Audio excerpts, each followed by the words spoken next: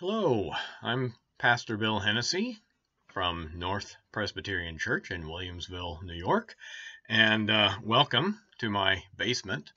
I am providing a Bible study each day during this time of isolation as we stay at home and deal with the pandemic that our whole country is dealing with right now.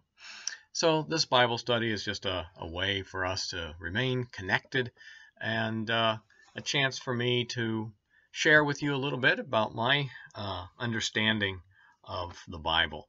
I use the daily lectionary readings, and these are found on the PCUSA website. If you go there, pcusa.org, and search daily lectionary readings, you'll find the passages that I'm using.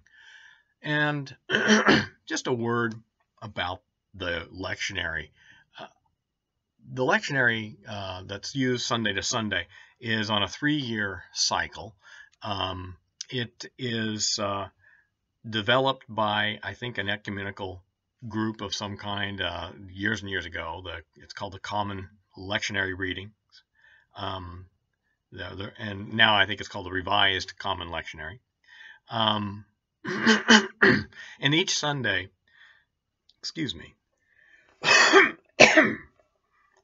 pardon me, each Sunday, those readings sort of had a thematic thread that runs through them. So you can see sort of how the Hebrew Scripture reading, whether it's from the Torah or from the prophets, sort of connects with the gospel reading. There's some kind of theme that runs through them. The daily lectionary cycle is a 2-year cycle. I'm not sure why that is. And these readings are more sort of random.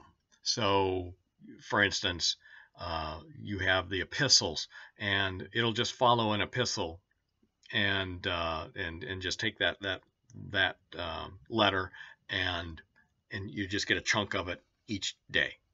And then it'll take a gospel, and you'll start at some point in the gospel and just sort of move your way through it.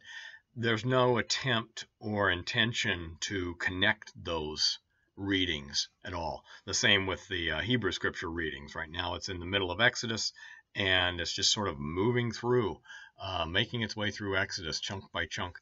And, it's not intended to have any kind of thematic similarity with the other readings at all. So that's why I just choose what I find to be of interest each day. I don't feel like I have a lot of time to spend looking at every one of the readings. There are a lot of them. There are, two psalms, actually 4, 2 morning psalms, 2 evening psalms, and then 3 other readings, 1 from the Hebrew Scriptures, 1 and 2 from the New Testament. So it would be a lot to try and cover each day. I don't feel like people are going to hang in there that long.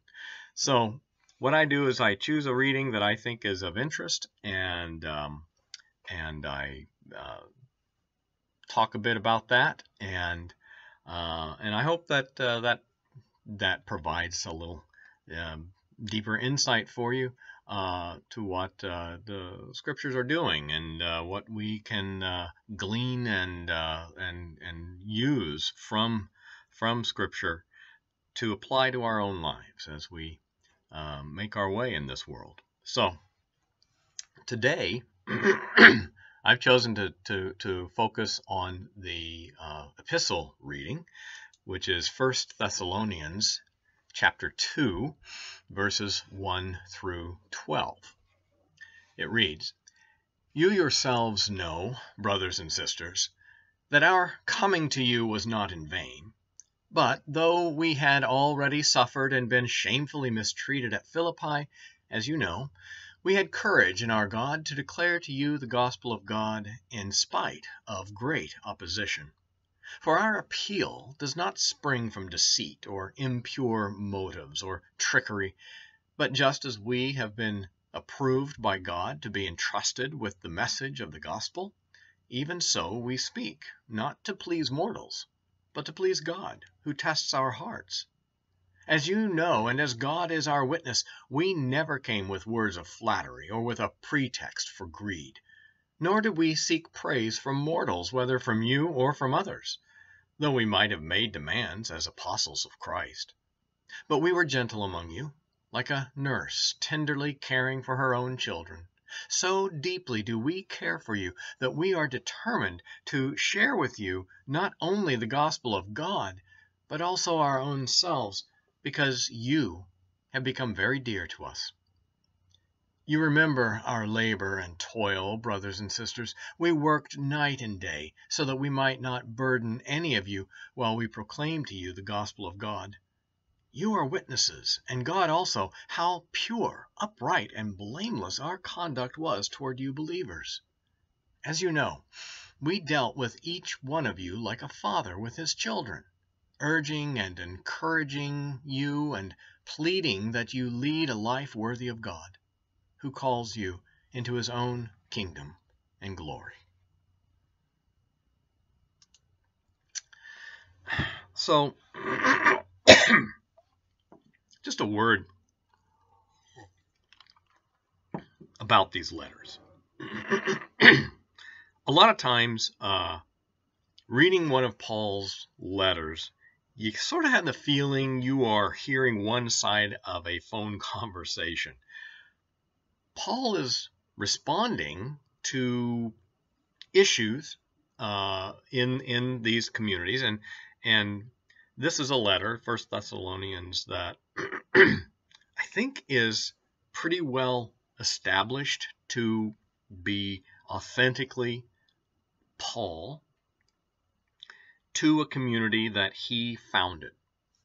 And when he's writing those communities, what he's saying to them is very personal. And he seems to be answering concerns either that they have brought, like questions that they have, and in 1 Thessalonians there are some of those questions arise and are addressed, or he's addressing issues that he has heard about. If you read 1 Corinthians, you get, he's had reports, and he's concerned about some things that are going on there. In 1 Thessalonians, it sounds like, based on just that little snippet, that there may be some questions being raised about Paul's authority or Paul's legitimacy. One theory that scholars have posed is, Paul establishes these communities and sort of gives them a foundational understanding of their belief system, and then he moves on to other places. Paul sort of tended to move from port city to port city in the Roman Empire, and what seems to have happened from time to time, anyway, is another evangelist came along and said, "Oh, you know what? Paul had it all wrong. This is what you really need to do." And that comes up especially in Paul's letter to the Galatians, where he is just downright angry over what they seem to have been told by others. And it's possible that Paul had opponents among Christians, not Roman opponents or Jewish opponents, but other Christians who feel that he is either misleading folks by his the way that he's teaching, or he's failing to really prepare them. There was a sect apparently of early Christians that came to be called Judaizers.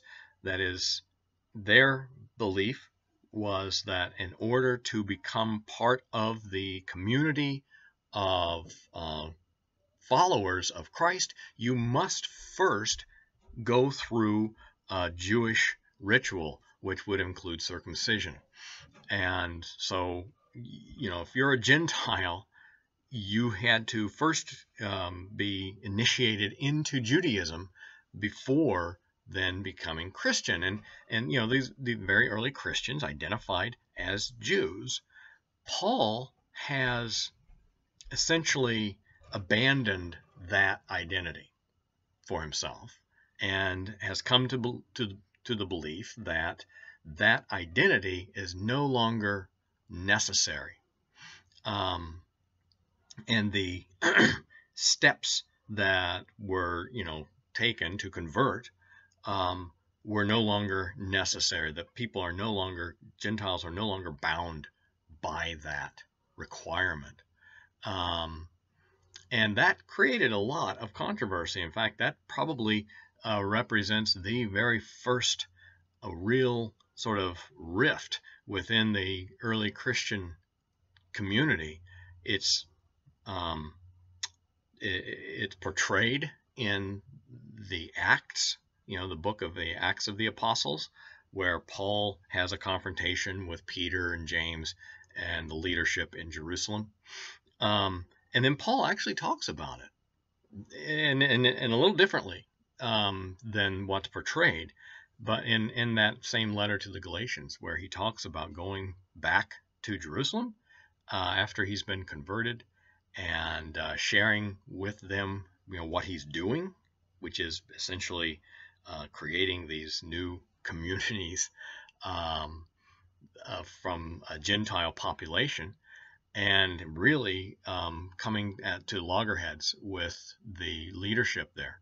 So, this is a serious conflict within the early Christian church. And what I hear anyway in this passage from 1 Thessalonians is a certain defensiveness on the part of Paul and his companions. I think it's Silvanus and Timothy, and answering, well, first of all, sort of justifying themselves by saying, look, we've suffered because of this. They treated us horribly in Philippi, and we were in prison, and so it doesn't go into any details about that, but you all know what happened to us there, and which is the other part of these letters. A lot of assumptions. He doesn't go into descriptions of things that we would like to have described, because everybody knows what he's talking about. We just don't know what exactly he means. But but then this idea, we didn't come to you with impure motives or with trickery, which suggests that somebody has accused him of that. One of the accusations that apparently Paul received from time to time was he's not much of an orator, and he's not polished as an orator, which in the Roman world, oration was an art form. And Paul wasn't trained in that. He was trained as probably as a Pharisaic scholar. Seems to have had a trade of some kind. In the book of Acts, he's called a tent maker, literally making. He apparently made, I guess, material, or I don't know what it would entail really, for coverings of some kind. he doesn't say that in his letters, but he clearly has some kind of trade, and he says that in this. He says, we labored night and day, so that you weren't, having to finance us, and that was another another accusation that was leveled against Paul, was you're not making your living with this. And if you had anything of value to give us, why aren't you charging for it? So his approach to that is to say, this is a free gift. This is the gospel. This isn't something, it's not a commodity. It's not something that I'm here to sort of sell to you.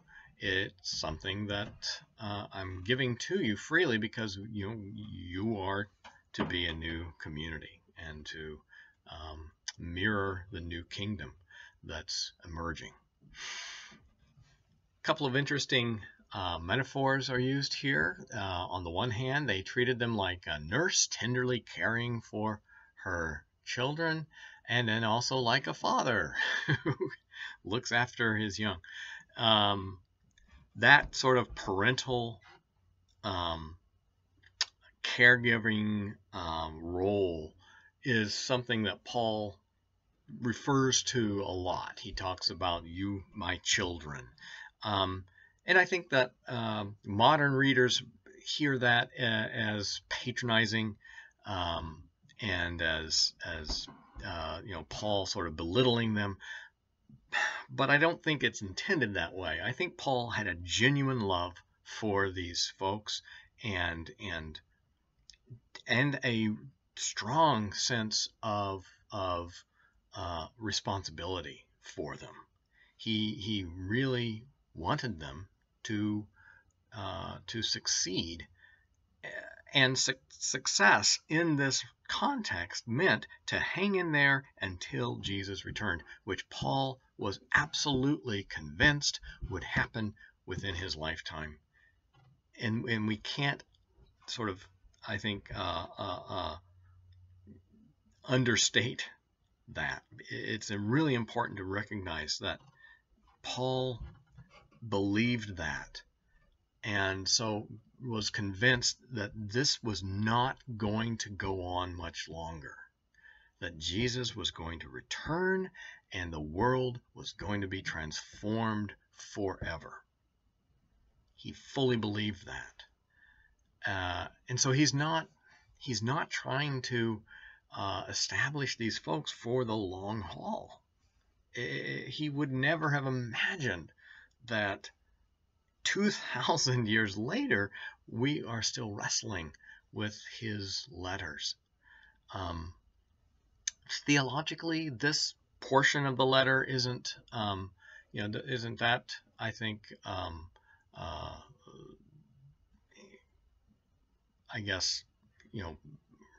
relevant.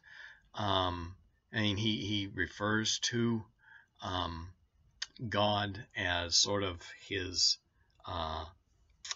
guarantor, right? God knows who we are, and so you should just take that as credentials enough. It's more about how he and Timothy and Silvanus have interacted with these folks, and that they have come to them with open hearts and completely transparently, and they're not hiding anything. So there is this undercurrent of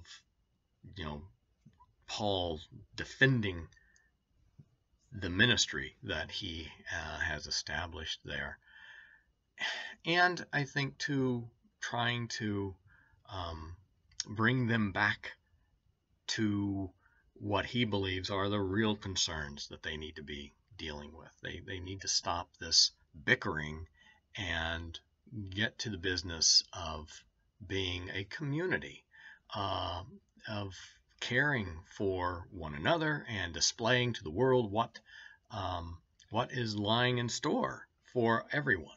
What this emerging kingdom will look like, and these communities are intended, as every church I think is intended to be, a microcosm of what God intends for all creation. So they're meant to be a gathering of highly diverse people from all places socially, who gather around a commonly held view and hope that makes them a family, and and displays to the world the possibility of overcoming the divisions that exist in their society. That's the hope. But it takes a lot of work, because people aren't naturally sort of inclined that way. And Paul understands that.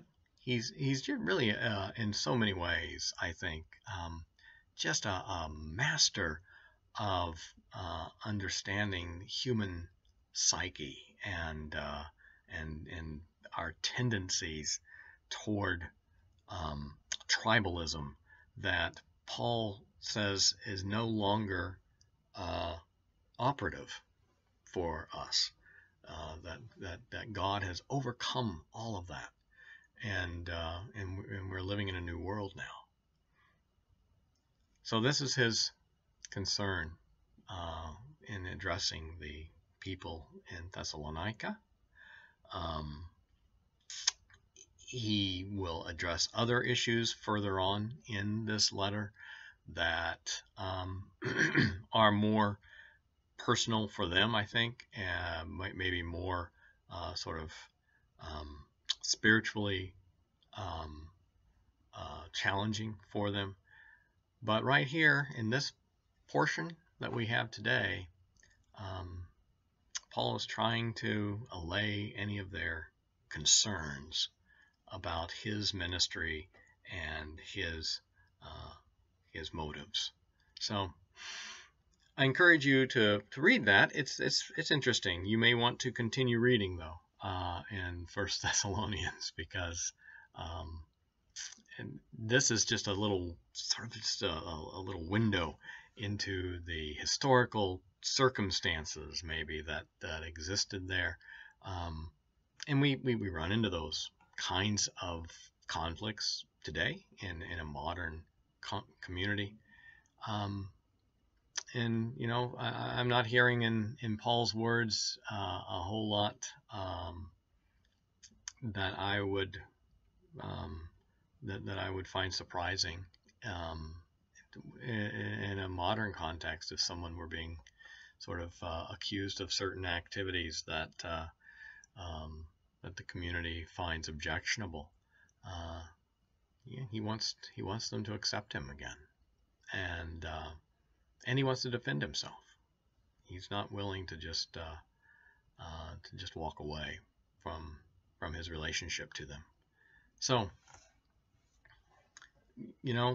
how you do that with integrity, Paul is a good model for it. And it's possible to defend yourself without belittling others, and Paul does that well, I think. So I encourage you to look over 1 Thessalonians. It has some fascinating insights to reveal. And I hope that you have a good day, that you are continuing to be healthy and to care for one another, and to find ways of discovering meaning in this time.